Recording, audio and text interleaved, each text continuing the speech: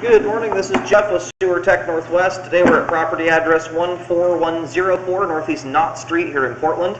We're located down in the basement here near the rear foundation wall by the utility sink. We have a 4-inch cast iron cleanout as our point of access. I'm going to insert the camera and check the overall condition and serviceability of the sanitary sewer line. We currently have water running, which we should see here. There it is. We're going to check the overall condition and serviceability of the sanitary sewer line. I think I may have said that already, but anyway, here we go. We're going to zero the camera out right here at the base of the stack, and we'll refer to the base of the stack there, and that zeroed out point is the point of access.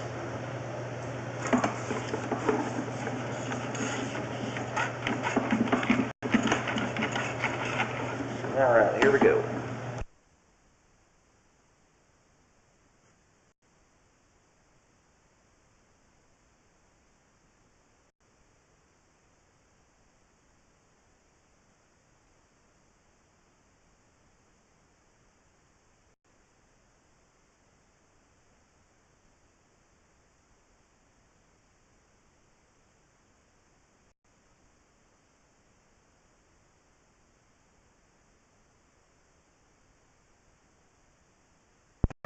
All right, transitions here over to 3034 PVC pipe.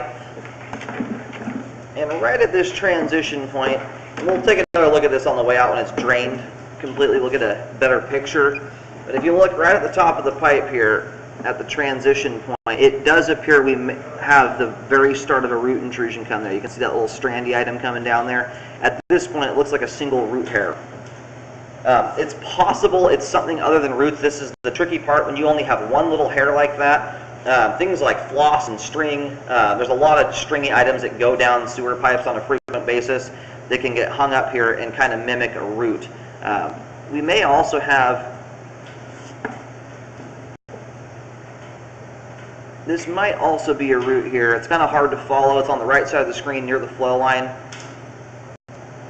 It kind of leads back here to the pipe joint. That could also be a root intrusion. I'm going to locate that at the end and just see where it's at. But that does appear to be what we have going on there. At this point, not affecting functionality, but they usually always will if you give them time to grow. So I'd never recommend spot repairing them, or I'm sorry, drain cleaning them, because they turn into much bigger problems at a certain point. You have to keep on top of them. So it transitions here to 3034 PVC pipe at 21 feet, and it appears to just remain 4-inch in diameter. And then it transitions here over to plastic pipe, to ABS plastic. We do have some standing water in the line here. This is also stuff we'll look at on the way out once it's all drained, as the running water will usually exaggerate that stuff quite a bit.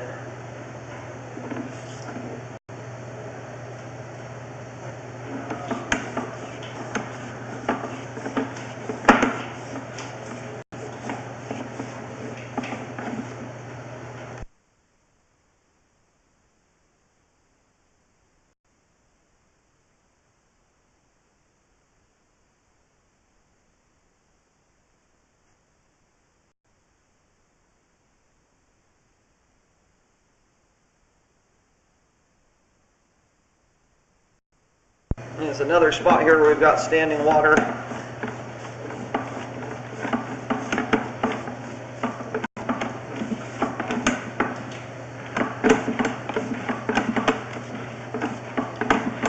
Where I typically start to see regular old toilet paper collect in bellies is when you have at least 5 feet of pipe with at least 1 inch of standing water in it.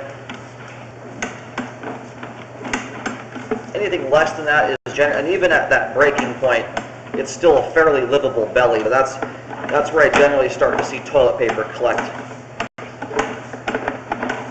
and generally when I recommend repair.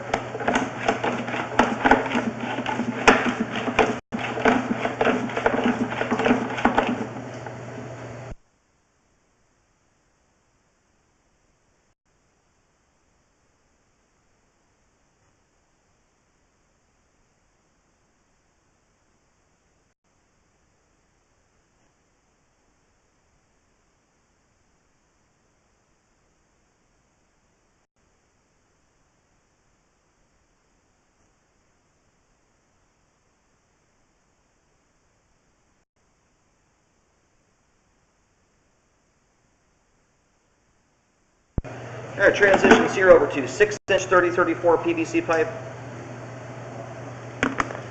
And in Multnomah County, that is usually right at the street curb. This is also, as long as it's at the curb, that's where the city takes over responsibility as well.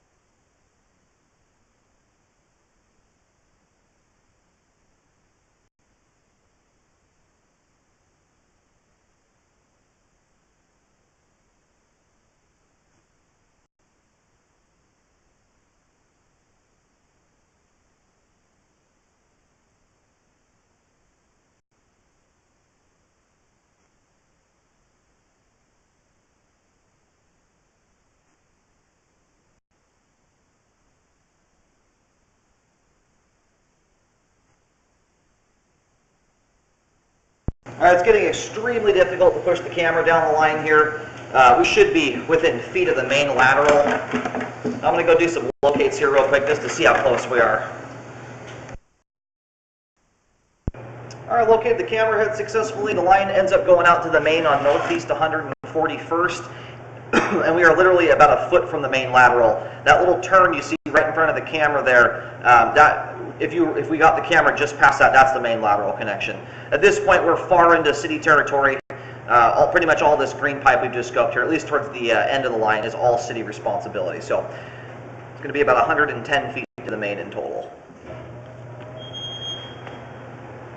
Looks like the line's still draining. We're going to give it just a moment here before reeling back. All right, we are going to actually just go ahead and reel back here. This toilet down in the basement, the supply line is shut off to it, and you can still hear the water hissing. It's a toilet that's allowing water to go down. It looks like it's probably through a bad flapper. So this little trickle here is not going to stop no matter what we do here. So we're going to go ahead and reel the camera back in. And it's a very, very minimal amount. It's not enough that it's going to really exaggerate the belly hardly at all at this point.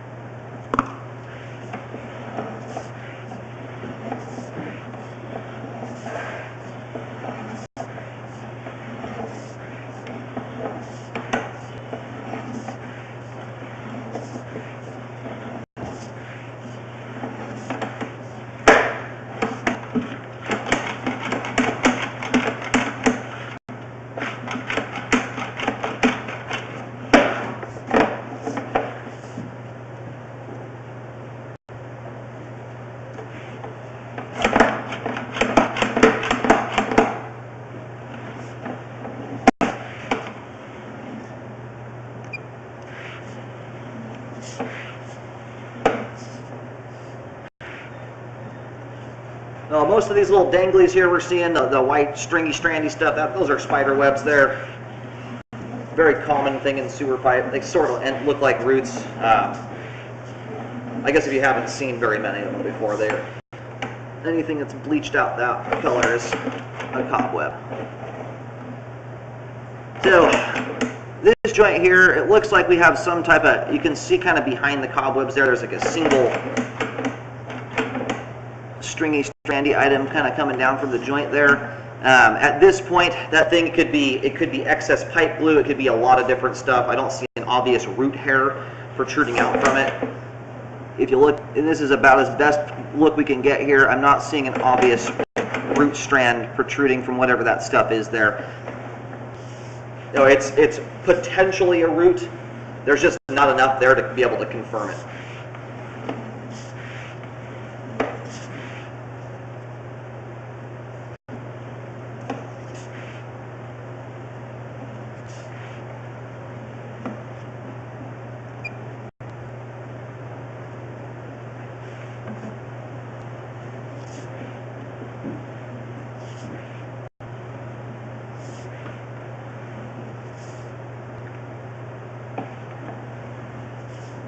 Because of this water flow here, I'm going to kind of go slowly just to make sure we're not missing any standing water.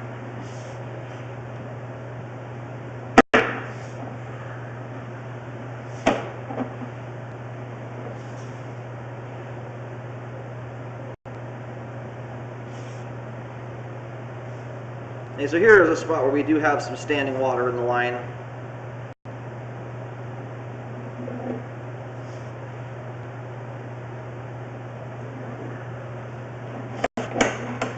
See, we do have a small deformation in the flow line there. That's not cracked open or busted open to the ground there. Appears to just be a deformation. And that amount of standing water I'm seeing here so far with the water flow that we have is less than a 1/4 inch of water. There's about a 1/16 of an inch, but it's not even to a 1/4 of an inch. The very bottom of the camera lens is a 1/4 inch of water.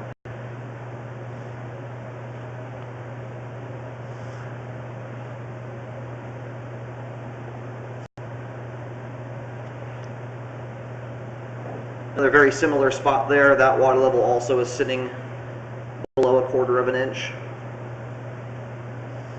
And it's not to say it can't cause stuff to hang up in the line, because it can, but generally it's things that are going down the line that really shouldn't be going down there. Wads of paper towels and tampons, cooking oil down the sink, stuff like that. And you'd have to be doing it pretty consistently. That amount of water there is very minimal. And now we have a spot here where looks like we have a little bit more standing water.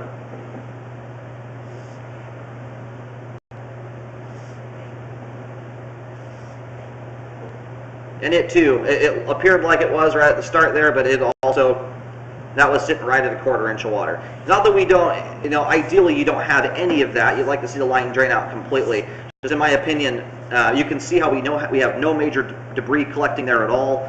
The water's a little murky, but there's, anyway, no debris collecting in or around that belly there. And I would not expect it to. It's just not enough water to cause a significant flow issue. And in my opinion, it's certainly not worth tearing the ground up, spend thousands of dollars to fix something that's showing no evidence of debris buildup or significant flow problem. Now, right on the turn here, we kind of have a similar spot, like I mentioned, near the end of the line where there was some cobwebs and some kind of a brown stringy looking thing. This looks very similar if you look up near that joint, but again, not seeing an obvious root hair poking out from that. Not to say that it couldn't be one, there's just not enough to go off of there. Now this spot here has an inch of standing water in it. We're going to push out here and measure this. It looks like it dissipates out at about 27 feet.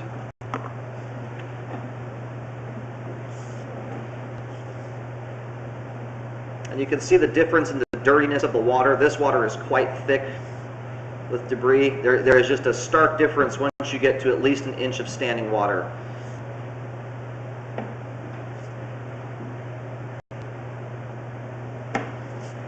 And really this belly starts back here at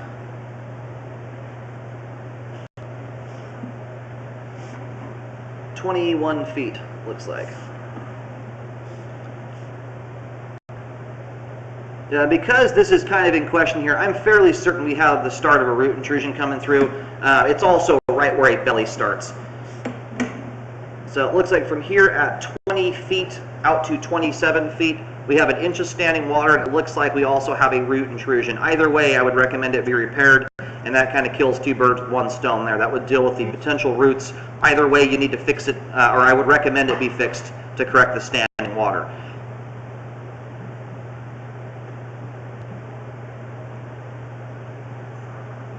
I'm going to go get this mapped out. I'll mention the depth and location here in just a moment. I'm going to mark right here with a white T marking. It's a transition. It's also going to be the start of the repair. And then I'll push out to the end and mark that with a white X.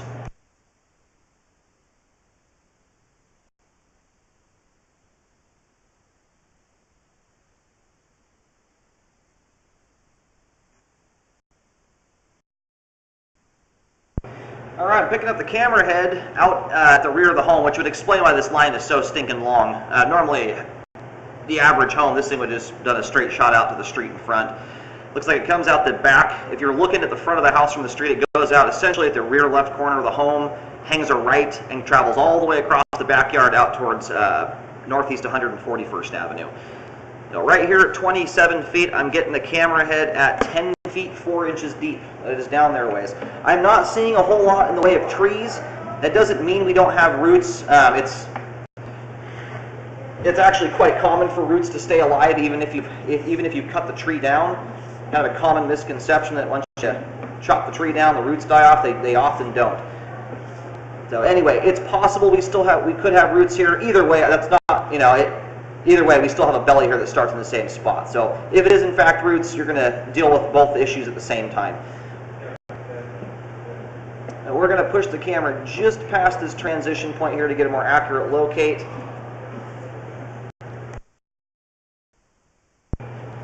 All right, I've got this marked in the backyard. I've got a white T right here, an X at the end of the belly, and some dots in between showing the direction the pipe runs. It makes a kind of a sweeping turn here, but it's straight out from the concrete pad at the rear of the property. Again, it comes out the rear left corner of the house, wraps around, and goes all the way back out to northeast 141st. And I'm getting a depth here of closer to about 9 feet 3 inches deep. So use some caution when digging. It looks like it's right around the 9 to 10 foot mark there. And I do recommend a repair right here from 20 feet. And there's a clean out back there that you'll be able to see. But right there at 20 feet out to 27 feet to deal with the standing water and possible roots. Again, either way, you're dealing with the roots no matter what. If they are indeed roots. It, again, could just be dental floss or something else like that. Pretty common stuff to get in pipes. Got a little bit of scale buildup here in the line, but not a whole lot. It's looking pretty minimal. And generally with scale, you need to be very careful. You can clean it out, but what can happen is you can end up knocking so much stuff loose if you run a jetter down the line that you can end up making a bigger problem for yourself. But anyway, in the flow line here, there's a fair amount of it. It may not look terribly significant, but that stuff is fairly heavy and jagged and tends to catch toilet paper very, very easily. So this is a spot where, and what can also be happening too, the unfortunate part with cast iron is you don't have obvious signs of wear like concrete, but you start to see aggregate rock show through. This scale buildup though could be deteriorating cast iron pipe, and it could actually be wearing thin. So I recommend drain cleaning it if the drain cleaning company is confident they can get all that stuff out of there without making a bigger mess. And luckily, there's only about 20 feet of cast iron to deal with, not 100 feet. So I would recommend getting it cleaned out if it can be done. That stuff will tend to catch a lot of stuff going down the pipe. But consistently here from basically the clean out to where it transitions at 20 feet, we do have a fair amount of scale in the flow line, which puts the line at a fair amount of risk for debris hanging up in the pipe. I recommend a rescope after any repair work and or drain cleaning is done to make sure it was done properly, especially if you get it jetted to remove that scale. You want to make sure that you haven't knocked a whole bunch more scale loose and not got it cleaned out of the line. I've seen a lot of these where you jet them and you end up with 10 times more scale sitting in the flow line than you had before. So make sure the drain cleaning guys are kind of aware of the situation, show them the video so they can kind of come up with an idea of how best to service that there. But at this point, with the stuff that's in the cast iron, I can't really get a good indication of the condition of it. You can have fairly healthy cast iron, but with still scale collecting in it. Anyway, aside from the scale, the pipe underneath there appears to still have good flow as it drains out properly. We do have the belly from 20 feet to 27 feet I recommend correcting, as it has an inch of standing water in it. Beyond that stuff though, the rest of the pipe scope is in good condition. Got some real minor standing water, nothing in my opinion that's worth repairing. So beyond those issues I've mentioned, the rest of the pipe's in good shape and functions at this time.